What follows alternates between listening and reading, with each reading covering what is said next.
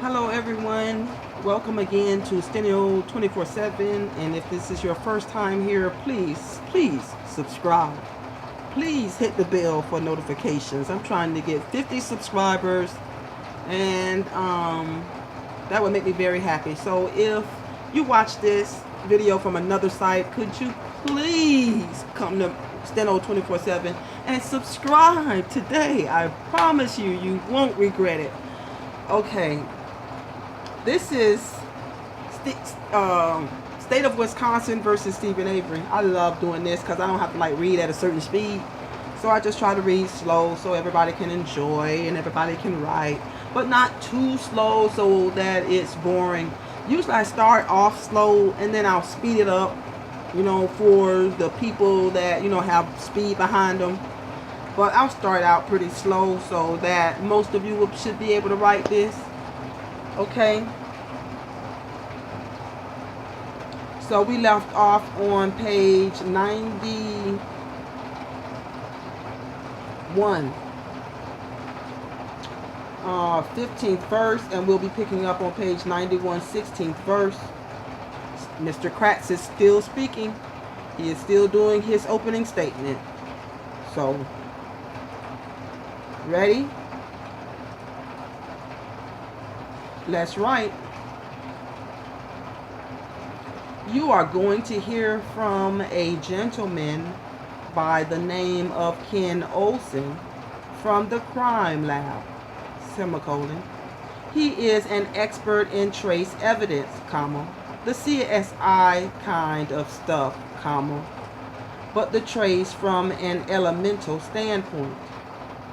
When you x-ray something, the evidence is going to show bone and other kinds of vascular or veins and things show up after you x-ray even a burned piece of bone.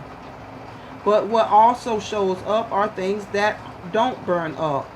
Alright, when Mr. Olson testifies, he's going to point to these little bright dots. Those little bright dots, he's going to say he examined. He recovered those and he did his analysis on them, comma, elemental analysis, comma, and found that they are lead. These little dots are lead, what's called lead spray. You are going to hear testimony that there's only one thing, comma, only one item that can travel fast enough, comma, as a projectile, comma, to cause this kind of a defect and also leave lead. And as you might predict, comma, that's a bullet. Alright, lead spray is left by bullets. Dr. Eisenberg, comma, then, comma, with the assistance of a gentleman by the name of Jeffrey Jensen, is the Milwaukee County Medical Examiner. Dr. Jensen has dash, and you will hear he has a great deal of experience nationally, comma, a national expert in things like gunshot wounds. Dr. Jensen and Dr. Eisenberg will render two expert opinions. First of all, comma, that the left parietal region, comma, the region just above the left ear, comma, the thing that you just saw, comma, the combination of the projectile and the lead spray, comma, leads these two experts, dash, and especially the pathologist, especially Dr. Jensen, comma, who will tell you that that's an entrance wound, comma, just above the left ear of Teresa Halbach. They will also find a second we will show you a second entrance wound, similar kind of defect that's found in a recovered bone that is on what's called the occipital region of the skull. That's to the back and just to the left side of the back of the skull, and that was a second entrance wound. Finally, their opinion, when they put together dash, when you ask of the state, what was the cause of death, what was the mechanism of death, at the conclusion of this case, I will be able to tell you this was a homicide, and it included at least 2 gunshot wounds to the head of 25-year-old Teresa Halbach. I'm almost done, so hang on. Remember this burn barrel? Remember found outside of Mr. Avery's trailer? Well, this burn barrel, as I told you, was examined.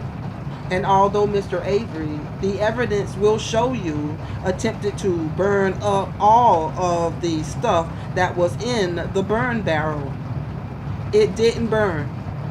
It didn't burn up. And the things that didn't burn up were electronic components. All of these electronic components were found in Mr. Avery's burn barrel. This is other evidence.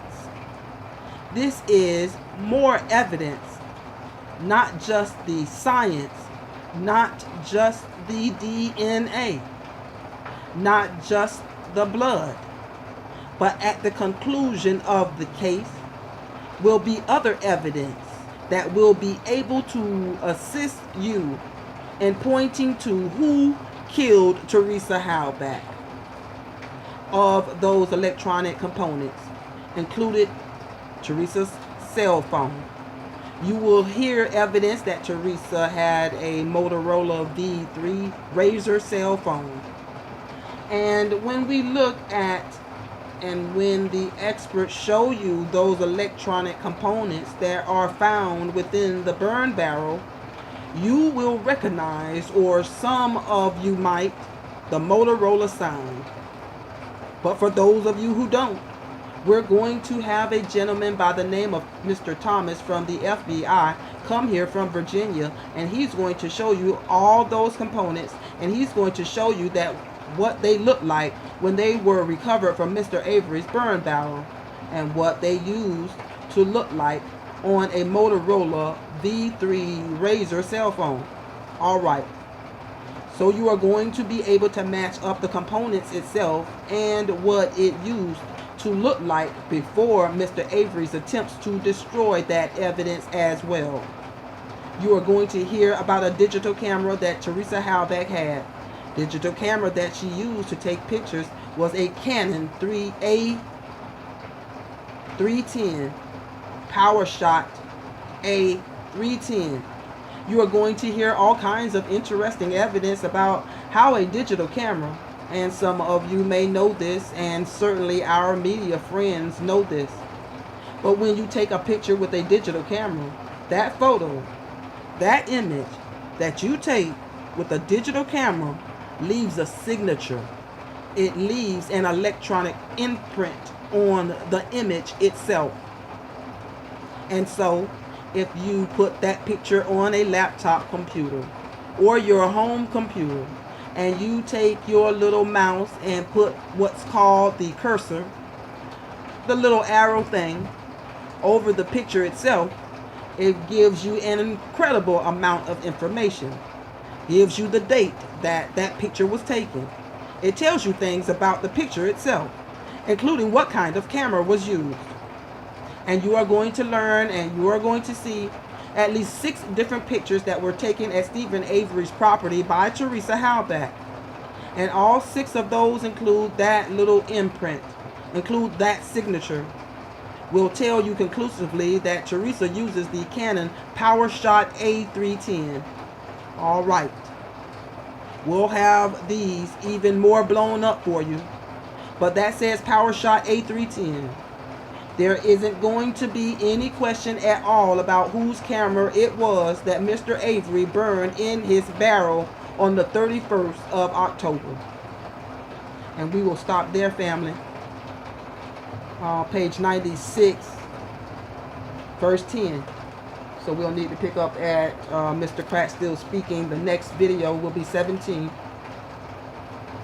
Thank you so much for watching. I really appreciate you guys coming, subscribing, and everything.